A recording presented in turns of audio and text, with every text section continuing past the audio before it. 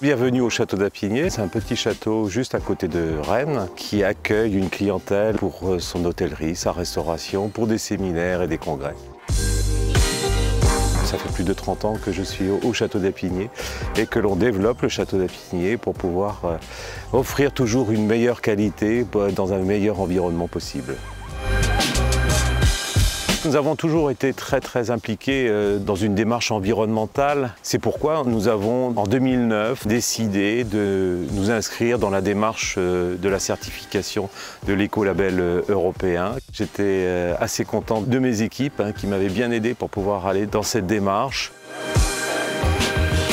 On a essayé de garder la tradition patrimoniale déjà du bâti, essayer de respecter au maximum l'environnement architectural des lieux. Préserver également l'environnement, c'est tous les bois, c'est toutes les prairies, c'est l'étang, c'est refaire des plantations également pour pouvoir essayer d'enrichir à nouveau. Toute l'équipe du château a mis la main à la pâte pour pouvoir créer un potager. On a fait des plants, beaucoup de légumes, puis des plantes aromatiques, des fleurs. Et puis aujourd'hui, on pense comment est-ce que l'on va pouvoir étendre encore plus avec l'apport de fruitiers, l'apport de fleurs dont la floraison va s'étendre une grosse partie de l'année.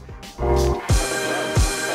le domaine du château, on a quand même un environnement. On a les pommiers, les figuiers, il y a déjà beaucoup de choses, le foin, on a beaucoup de choses déjà en place. Et puis avec les confinements, on a eu le temps de mettre en place le jardin. Si avant on jetait les fans de certains légumes, maintenant on les utilise aussi pour aussi apporter du goût, parce qu'aujourd'hui c'est peut-être plus entré aussi dans les mœurs de pouvoir les consommer, mais aussi de les travailler différemment, les mettre en sauce. Il y a énormément de choses qu'on peut faire avec.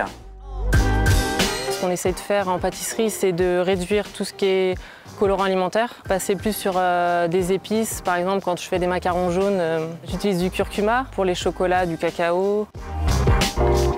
Il y a vraiment un tas de petites choses qui rentrent en compte.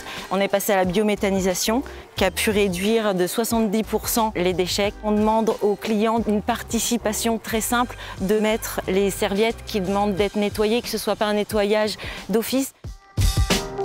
Toute cette activité, il faut qu'elle soit en adéquation avec l'environnement sans le dénaturer. C'est une activité qui se veut en communion. La communion avec l'humain et la nature est très importante.